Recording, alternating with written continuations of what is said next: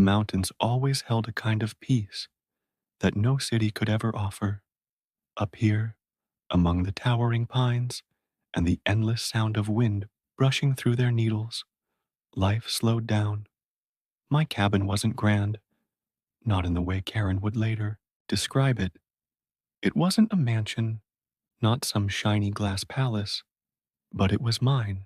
Every log, every window pane, every stone along the foundation had been touched by my hands or chosen carefully with the idea that this place would be a retreat from everything noisy and demanding.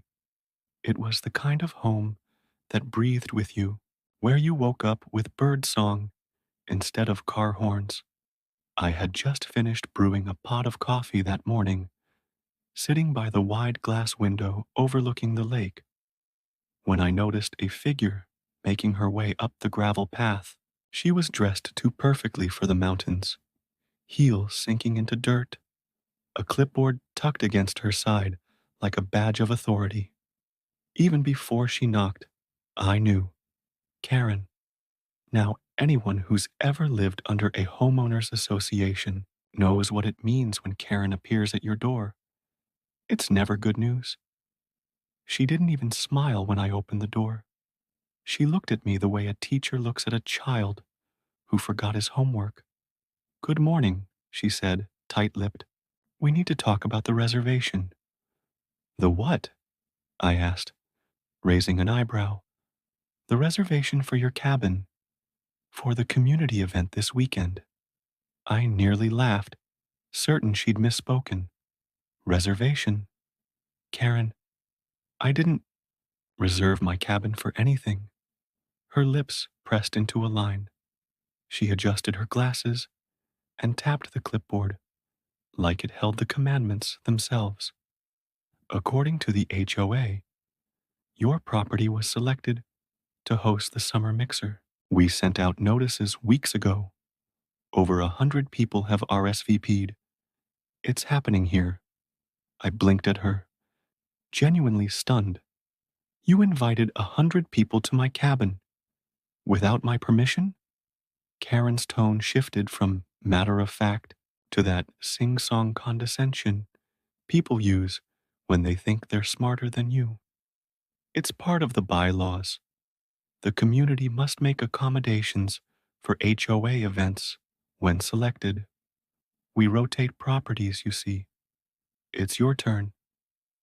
I took a slow sip of coffee, more to keep myself from saying something regrettable than because I needed it. "Karen, I never signed up for this. You can't just decide my cabin is going to host 100 strangers." Her smile was sharp, rehearsed. "You'll find that I can." The community voted. The conversation ended with her walking back down the gravel path, her heels still sinking awkwardly into the earth, leaving me stunned on the porch. I stared at the clipboard's shadow, burned into my mind, the implication that my peace, my sanctuary, was about to be trampled by a crowd I'd never invited. For hours afterward, I wrestled with it. A part of me wanted to just cave, to let the chaos roll through and be done with it. But then I remembered all the other little intrusions, the notices about my fence being too rustic, the suggestion that my firewood stack was unsightly, the petty warnings about where I parked my truck. Always little things, always Karen's voice behind them. This wasn't just about one event. It was about power, and this time, she'd gone too far. By evening, I had made my decision. If Karen wanted to play games, I would play too. Only difference, I wasn't going to cheat the rules. I was going to enforce them. The next morning, I walked down to the gate at the entrance of my property. It wasn't much, just a simple iron gate I'd installed years ago to keep out curious hikers. Normally, it stood open.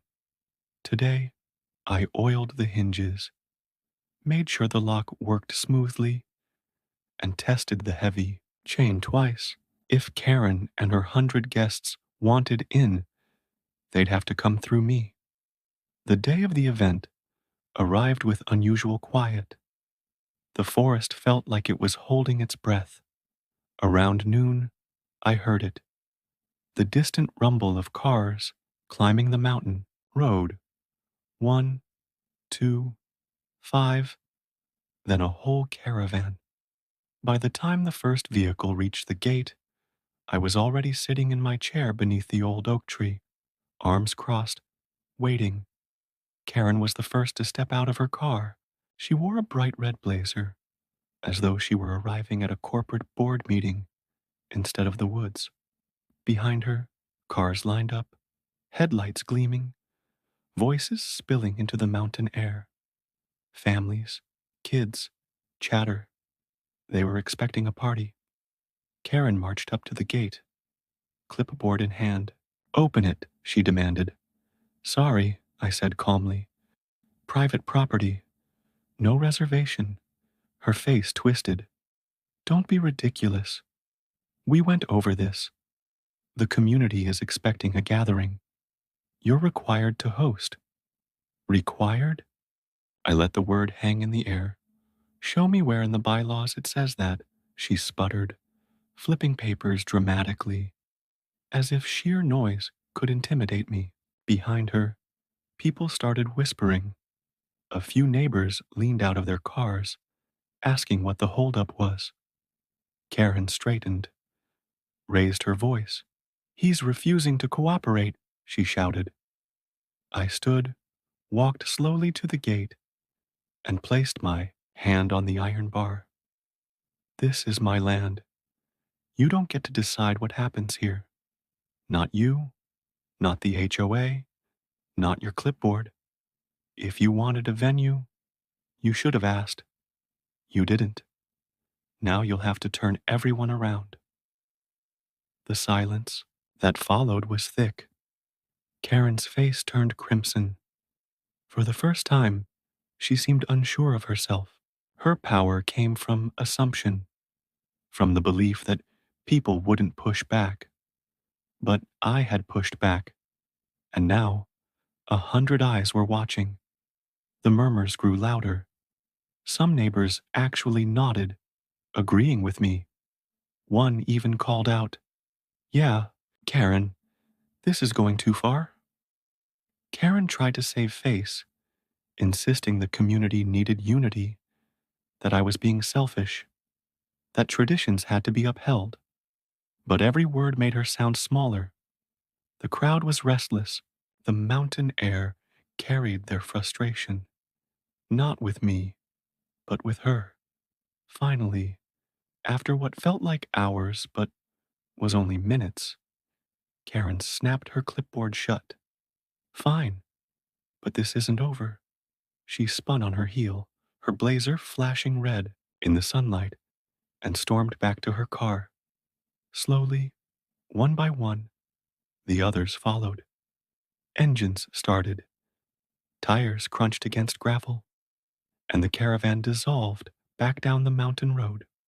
When the last car disappeared around the bend, I let out a long breath.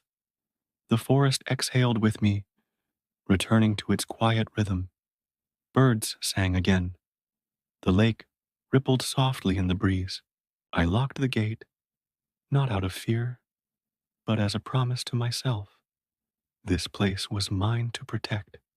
That evening, sitting once again by the window with a fresh cup of coffee, I reflected on what had happened. Karen would no doubt stir up trouble again. People like her always did. But for now, I had won something far greater than a single argument. I had drawn a line, clear and undeniable. This cabin was my sanctuary, and no amount of paper or pretense could take that away. And in that quiet, with the sun sinking behind the mountains and the lake glowing gold, I realized something else. Sometimes justice doesn't roar or rage. Sometimes It's as simple as a locked gate and the courage to say no.